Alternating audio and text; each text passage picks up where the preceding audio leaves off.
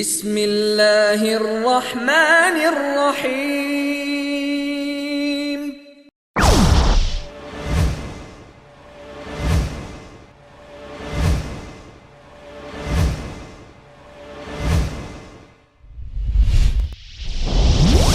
إن الحمد لله نحمده ونستعينه ونستغفره ونعوذ بالله من شرور أنفسنا ومن سيئات أعمالنا. من يهده الله فلا مضل له ومن يضلل فلا هادي له، وأشهد أن لا إله إلا الله وحده لا شريك له، وأشهد أن محمدا عبده ورسوله. أما بعد، فإن أصدق الحديث كتاب الله، وأصدق الهدي هدي محمد صلى الله عليه وسلم، وشر الأمور محدثاتها، وكل محدثة بدعة، وكل بدعة ضلالة. أعوذ بالله من الشيطان الرجيم. بسم الله الرحمن الرحيم. ومن يقتل مؤمنا متعمدا فجزاؤه جهنم خالدا فيها وغضب الله عليه ولعنه وأعد له عذابا عظيما. وعن أنس بن مالك رضي الله عنه قال: قال رسول الله صلى الله عليه وسلم: أكبر الكبائر الإشراك بالله وقتل النفس وعقوق الوالدين وقول الزور، أو قال شهادة الزور. متفق علیه. حضار گرامی، برادران نهایت محترم، در این روزها یک موضوع خیلی حاد و یقینا موضوع خیلی که قلبا برش تکان پیدا میکنه سر زبان همه مردم قرار گرفته، خصوصا رسانه ها در این مورد بسیار تبصره ها، بسیار مجلس ها و میزای گرد گرفته. او موضوع قتل یکی از خواهراست که قبلا قربانی دعوت یکتاپرستی الله متعال شده. کدام احساس و ضمیری که داشته، الله متعال برکت ده این قربانی از این پرته که سبب جمع شدن همه خرافات و خزعبلات و راهایی که مردم همیشه گمراه کردن جلوی از او گرفته شده باشه و این ذریعه شود برای بیداری ملت ما. قبلا در جمعه ما گفتیم که از یک طرف اگرچه برای کفار یک اعلامیه است که مردم افغانستان با دین خود، با مقدسات و شعائر اسلام بسیار محبت داره، از جان خود تیر میشه، اما در اونجا ما گفته بودیم که قتل نیست که از روی بصیرت و فتوای صحیح صورت گرفته باشه، بلکه کار خطا و نادرست است.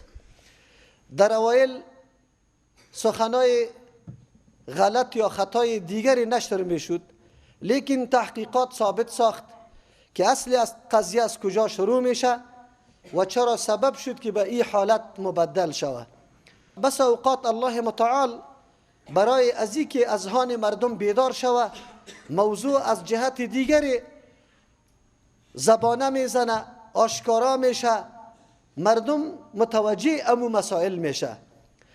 ما قبلا هم سر این موضوع بسیار زیاد تاکید میکردیم و حتی یک تعداد دوستا از او کسایی که عقیدتمند و مخلص بودند انگشت انتقاد طرف ما میگرفتن که شما بجای از اینکه توحید حاکمیت خیلی زیاد بیان بکنه، دنبال قبر پرستی و اولیاء پرستی و اینمی زیارت پرستی را گرفته و این موضوعات بیان میکنه، در جانب دیگه شما گپ نمیزنه.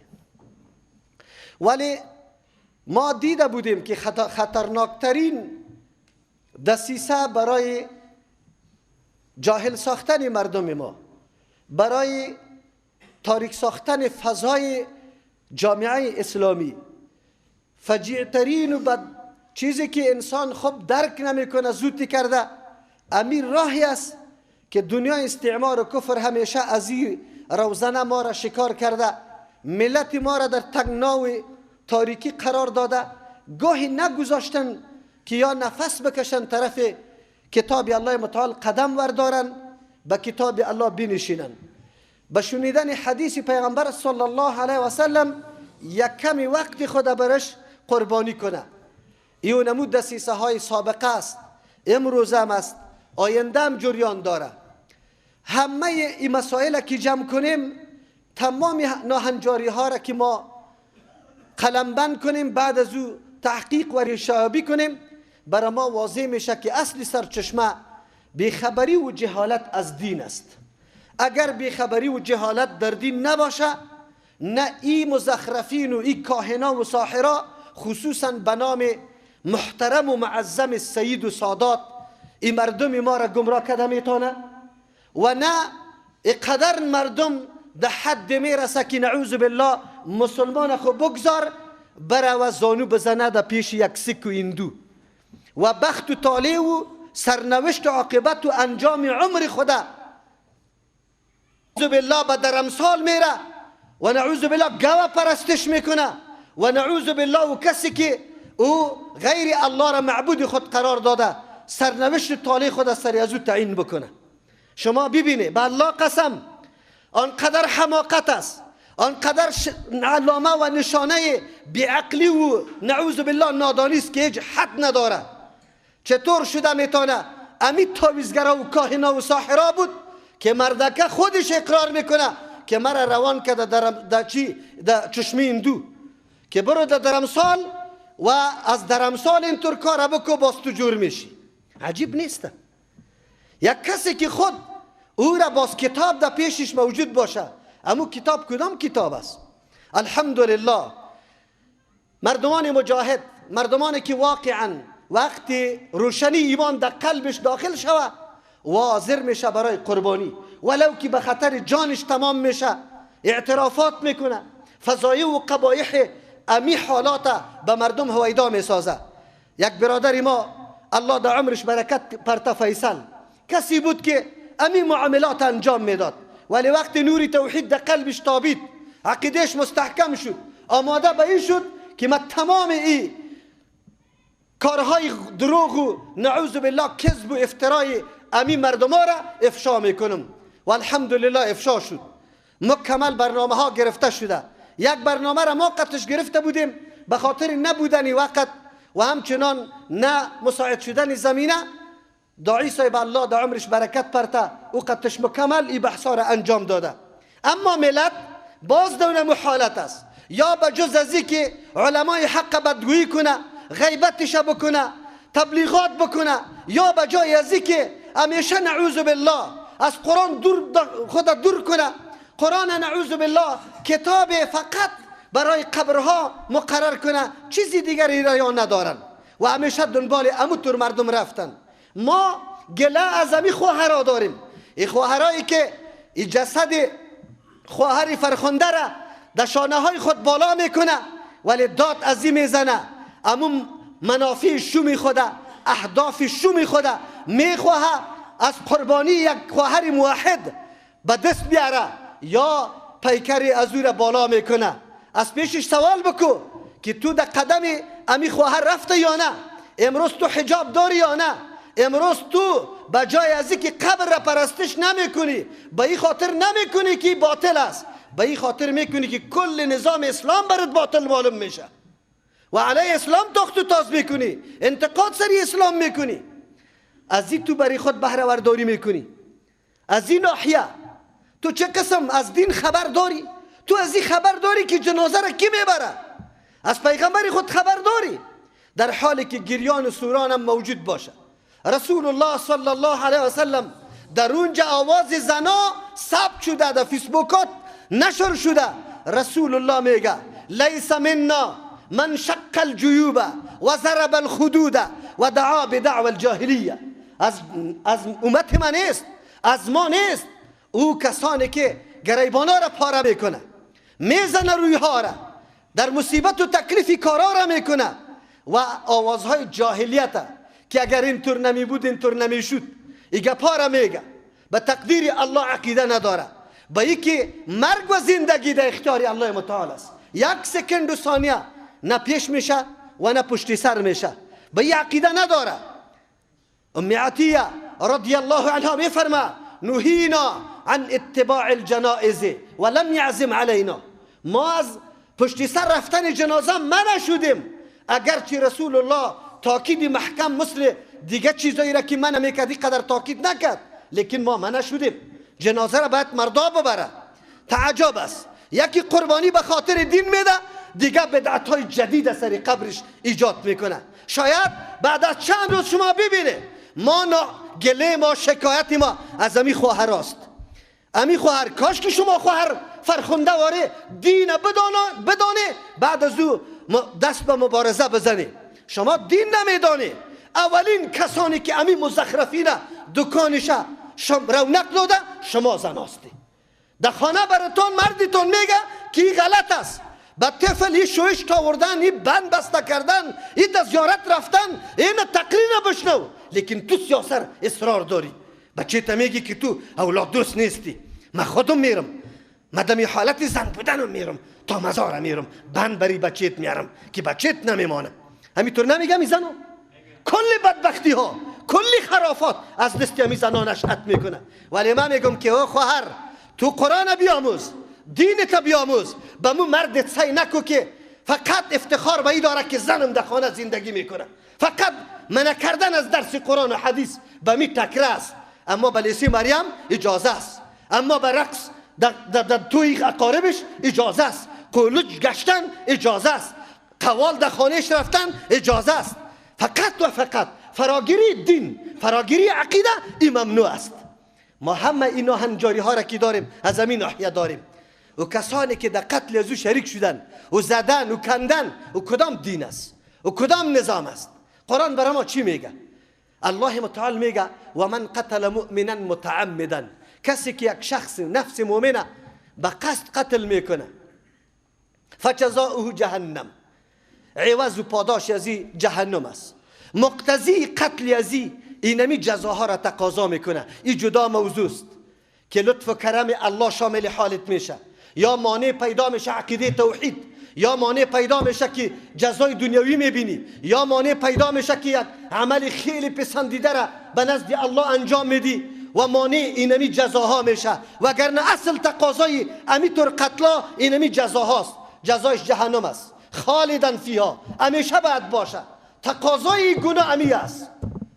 این گناه چقدر عظیم است. بعد از او و غضب الله علیه، الله سرش غضب میکنه و لعنه، از رحمت خود او را دور میکنه و عد له عذابا عظیما، برش عذاب عظیم مهیا کرده. 4 حکم الله متعال برای قتل مؤمن مرتب کرده. تقاضای قتل میره میکنه. زمانی که الله متعال برای خلیفه گردانیدن آدم علیه السلام استفسار از ملائکه میکنه، برای وارای مطلع میسازه که ما انی جاعل فی الارض خلیفه، و کدام چیز ذکر میکنه؟ قالوا اتجعل فیها من یفسد فیها و یسفک الدماء. بزرگترین شنیعترین گناه کدام گناه است؟ فساد در روی زمین. بزرگترین فساد شیوع شرک است، محو کردن عقیده توحید الله است. بزرگترین فساد شرک است. اما امروز امی قبرای اولیای ما، قبرای بزرگای ما مراکز شرک نگشته؟ جنده ها بالا نمیشه؟ به سطح دولت تجلیل نمیشه؟ چرا جلو گرفته نمیشه؟ آلی ما میفهمیم که این بدبختی ها از کجا پیدا میشه. چرا موقع داده میشه؟ زیارت چی معنا داره؟ یک دسته یا بکشه. رسول الله امر کرده؟ نه النبی صلی الله علیه وسلم ای یبنى علیه، پیغمبر منع کرده که سری قبر بنا جور شوه. چرا اینقدر مصارف ان گفته شما سری قبرا کرده رویستی؟ سری قبر بینام تو را بالله قسم علی رضی الله عنه کالبدش دمی جسدش دمی مزار است. او هم پرستی تا چی کدام حد است؟ ای کاش که علمای مسابق بیدار می بود، همین صدای خدا میکشید، به مردم اعلام میکرد. لیکن چپنا را پوشیده برای خوش کردن وزیر و رئیس دولت و والی در گردش چرخ میزنیم. هر غیر مشروع را مشروع اعلان میکنیم. چرا اینطور میکنیم؟ به نزد الله رفتنی نیستیم؟ این بناهای بلند محیب، یک عالم نوشته میکنه که چرا سری قبرای این بناهای بلند نوشته میشه؟ اول که تو میری امی بنای بلنده که خیلی مصارف سر شده تو را در وهم میندازه، هیبت سرت میندازه که والله شخص بسیار بزرگ شخص است، حالا که قبر است. قبر است. سایر مسلمان ها واره از رسول الله صلی الله علیه وسلم که بلند مرتبه کسی است، از صحابه که بلند مرتبه کسی است. چرا مصارف میشه؟ در حکومت مسلمانان نبود؟ کمیته نداشت؟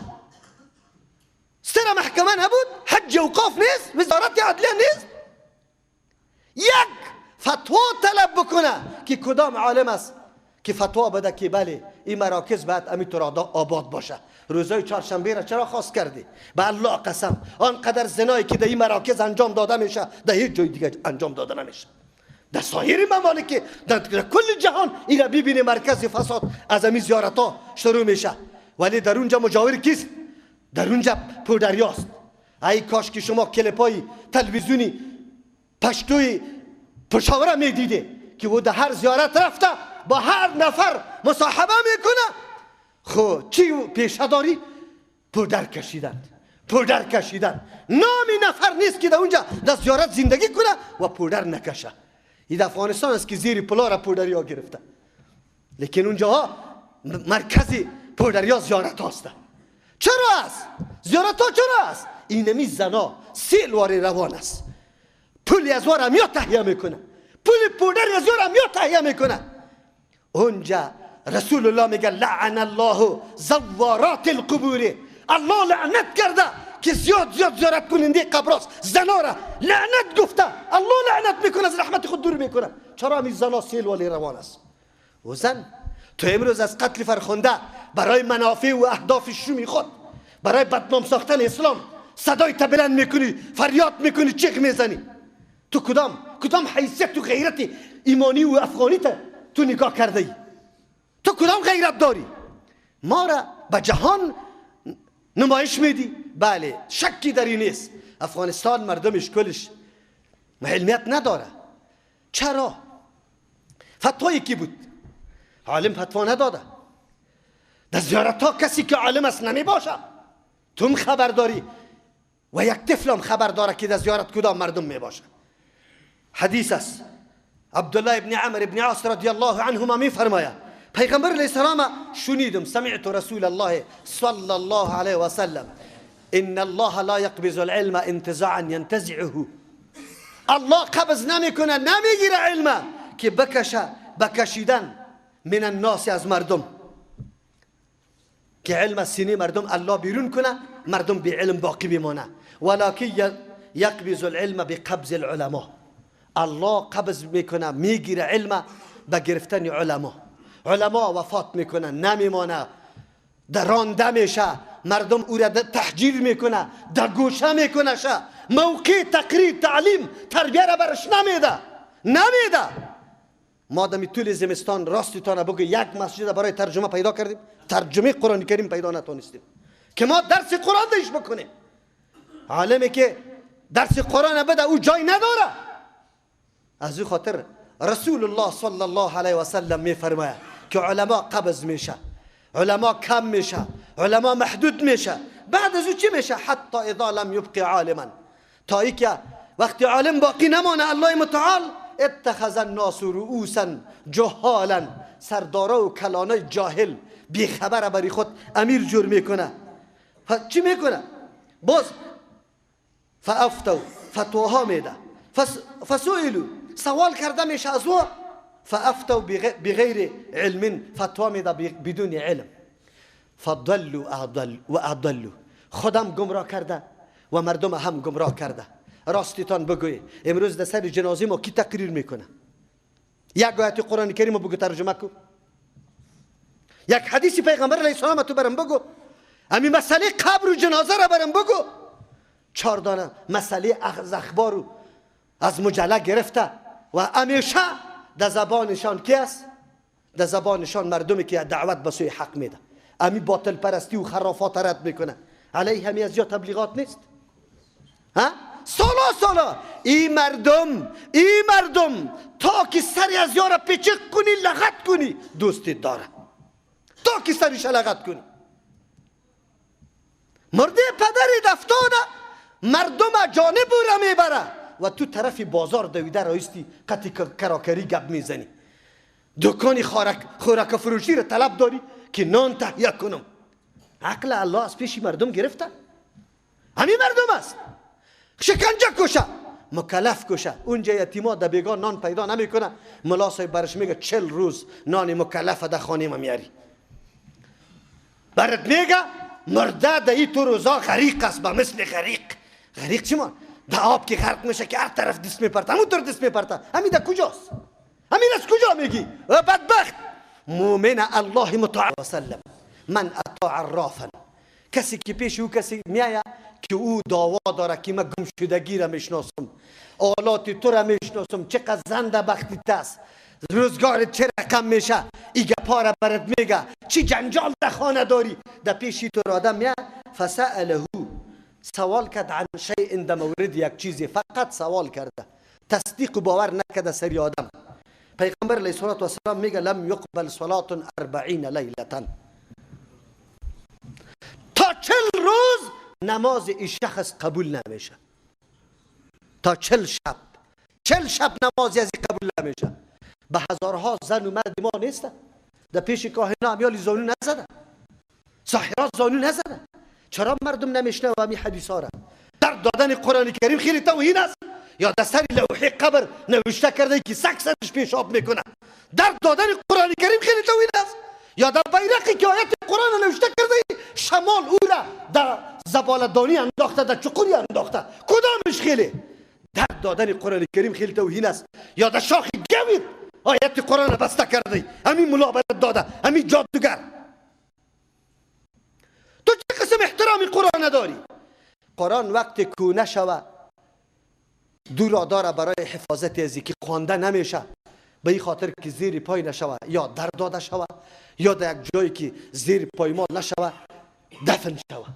ابو بکر رضی الله عنه قرآن کریم هایی که وقتی امر کرد که قرآن کریم یک قرآن کریم جور شوه با لغات مختلف، دیگرها را کلش در داد، به خاطر توهین قرآن نه، به خاطر تعظیم قرآن که حفاظت شوه. مطلقی در دادن این توهین هم نیسته.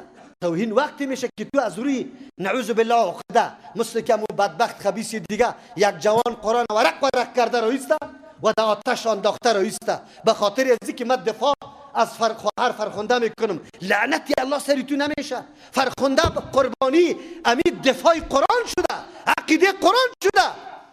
تو خود دشمنی فرخنده استی، تو خود دشمنی اولی فرخنده استی. ای دشمنای دین از کدام ناحیه ما را ضربه میزنه؟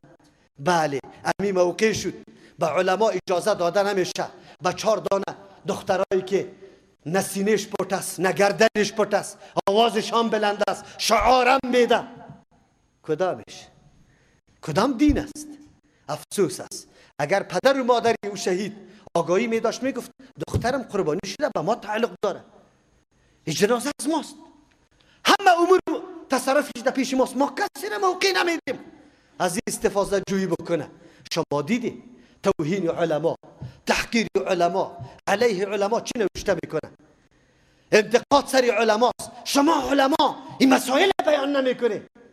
شما علما این بیچارگکا در پیش امو قصه گویا و حکایت ملاهای حکایتی رفته. پیش کی رفته؟ بگوی امو که از قصه نوح علیه السلام شروع میکنه هر روز، اما یک قصص گفته رایسته، یا پیش علما نیست. شما خو علما را در مساجد نگرفته که سند قوی داشته باشه، قرآن بفهمه، حدیث بفهمه. شما خود علما قصه گویا را گرفته و خو این چیزا را براتان بیان نمیکنه و خودش دکان داره، خودش لام بسته است، نوبت سرش نمیرسه.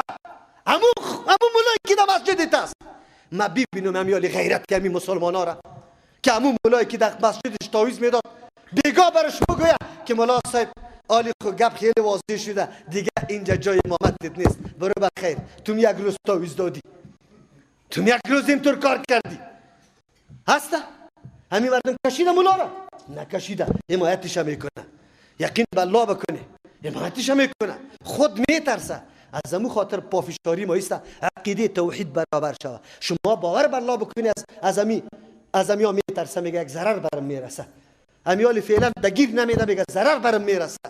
یا این قدر مشرک است، نعوذ بالله، شرک است در قلبش. ما از او خاطر میگیم که عقیده توحید نمایان شود. ما در این طور مواقع اجازه نمیدیم به اون مردمایی که اسلام در قدم اول توهین کرده، فرامین قرآن تاق گذاشته، قرآن کتاب ظالم میگه نعوذ بالله، قرآن کتاب کونه تلقی میکنه و امروز یک جسد موحد بگیره برای منافع خود، اهداف خود شعار داده بروه. اجازه را باید ملت ندیم. افغانستان ملتش مسلمان است. صحیح است که نادانی و جهالت خیلی زیاد است، لیکن ملت مسلمان است. افسوس است که ننشسته بودند در قرآن کریم که موضوع قتل برای کی سپرده شده. من در جمعه وقتام براتون گفتم که قتل در 3 وجه شریعت روا کرده. الله میگه و ما کان للمؤمنین یقتل مؤمنا. مؤمن مناسب نیست که مؤمن قتل بکنه. چرا؟ این کفر عملی است، عملی کفر است.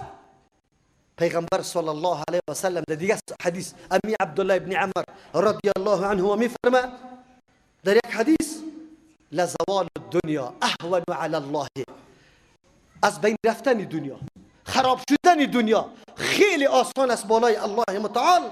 از چی کرده؟ من قتل رجل مسلم، از قتل کردن یک شخص مسلمان. یک شخص مسلمان چی شود؟ قتل شود. حدیث دیگه است ابی درداء رضی الله عنه میفرما و میگه از پیغمبر علیه الصلاة والسلام شنیدم یقول که میگفت کل ذنب عسى الله ان یغفره، هر گناه امید است که الله متعال برش مغفرت بکنه، بخشش بکنه، الا من مات مشرکا، مگر کسی که در حالت شرک وفات بکنه بخشیده نمیشه. شرک الله متعال نمی بخشه. دیگه گناه را امید است که الله ببخشه، هر گناه را. یکی او مؤمن قتل مؤمنا متعمدا، یا مؤمنی که مؤمن دیگر را به قصد قتل کرده باشه. بیم است، بیم.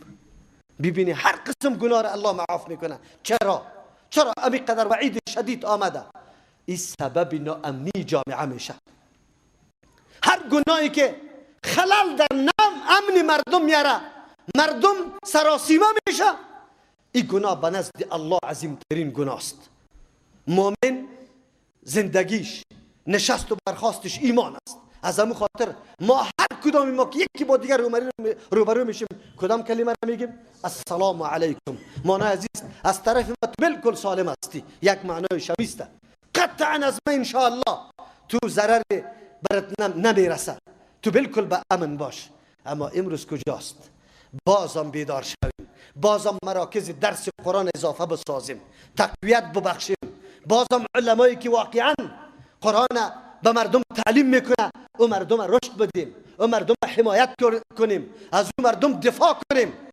این مردمایی که سالها سری مردم دکانداری کرد، مال مردم خورد به ناحق و برای خود زندگی برابر کرد، اینطور مردم باید ما و شما جلوش بگیریم، معرفی کنیم، شناسایی کنیم، او مردم موقع ندیم. فتوا از کی گرفته شد؟ یک مجاور فتوا میده، خلاص مردم شروع میکنه. این امر قتل به تو سپرده شده یا این مسئول داره؟ اگر اسلام اجازه میداد که هر کس بکشه، خالی دیگه هیچ کس باقی نمیموند. هدف خود در پیش میبرد، یک بهانه شرعی را برش جرم میکرد که ما به این خاطری را کشتیم. اونطور نیست. دین اسلام دین منضبط است. همه چیز آنقدر دقیق و باریک ارزیابی شده، قانون گذاری شده که هیچ عیب و نقصانی در او باقی نمیمانه. ولی افسوس است که ما تا کی در چی باشیم؟ در این حالت جهالت و نادانی باشیم. بازم نعوذ بالله تقویه کنیم امو کسانی را که سالها خونی ما را چوش کرد، اما ما یک حرف، یک دعایی که به حدیث صحیح پیغمبر صلی الله علیه و سلم ثابت باشه از پیشش یاد گرفته باشیم. تا که ما امی قدر نعوذ بالله غافل و بیخبر بشینیم؟ نباید بدانیم. و در این طور شرایط، در این طور موقع به او کسانی که گمارنده از بیرون است، به استعمار کار میکنه، آواز خود بلند میکنه، به او مردم هم اجازه ندی که وارخ نکنه جامعه ما را و به نامهای مختلف استفاده از قربانی ما بده. یا چی قربانی داده؟ شما چی کردی برای ما؟ کدام کار برای ما انجام داده به جز از اینکه بدنامی اسلام معرفی کنه، ادناترین جنگ خشوع و سنور هم در رسانه ها بکشانه و برای بدنامی و بد معرفی کردن مسلمان ها که سبب منع شدن اسلام آوردن دیگرها در خارج میشه، امی کارا و امی خدمت ها را کرده. انشاءالله یک روز خواهد سری شما امی طور حالت آمد که شما در میز قانون کشانده شوی و در پیش الله متعال خود رفتنیستی که چی خدمات انجام دادی. مقصد تو حقوق احیای حقوق زن بود یا نه که پیش بردن هدف شومی که از کدام طرف تمویل میشی؟ کدامش بود؟ پیش الله رفتنیستی. حقوق زن اگر تو دفاع میکنی تاکید کو، صدای تا بلند کو که در این وطن قانون اسلام حاکم شود، در این وطن قانون اسلام حکومت بکنه. صدای تا اینطور بلند کو. به الله قسم بجز از قانون اسلام هیچ حق نه از مرد و نه از زن، نه از آدم بیرونی نه از درونی تحقق پیدا نمیکنه و زنده نمیشه بدون تعمیل و عملی کردن کی؟ تطبیق قانون اسلام. اگر هر کس ادعا داره که نه بدون از این حقوق بالکل برآورده میشه، ما بالکل تکذیب میکنیم، دروغ است، غلط است. فقط حقوق برآورده توسط تطبیق نظامی که الله ساخته توسط این نظام جور میشه. الله توفیق نصیب بکنه که همه ما دنبال تطبیق نظام اسلام بگردیم و برای بکوشیم که ما چطور حکم الله را در خانواده خود، در جامعه خود حاکم بگردانیم. الله توفیق نصیب ما بگردانه. بارك الله لنا ولكم في القرآن العظيم ونفعنا وإياكم بالآيات والذكر الحكيم. استغفر الله لي ولكم ولسائر المسلمين فاستغفروه إنه هو الغفور الرحيم. إن الحمد لله نحمده ونستعينه ونستغفره ونعوذ بالله من شرور أنفسنا ومن سيئات أعمالنا. من يهده الله فلا مضل له ومن يضلل فلا هادي له، واشهد أن لا إله إلا الله وحده لا شريك له، واشهد أن محمدا عبده ورسوله. يا أيها الذين آمنوا اتقوا الله حق تقاته ولا تموتن إلا وأنتم مسلمون. يا أيها الناس اتقوا ربكم الذي خلقكم من نفس واحدة وخلق منها زوجها وبث منهما رجالا كثيرا ونساء، واتقوا الله الذي تساءلون به والأرحام إن الله كان عليكم رقيبا. يا أيها الذين آمنوا اتقوا الله وقولوا قولا سديدا يصلح لكم أعمالكم ويغفر لكم ذنوبكم، ومن يطع الله ورسوله فقد فاز فوزا عظيما.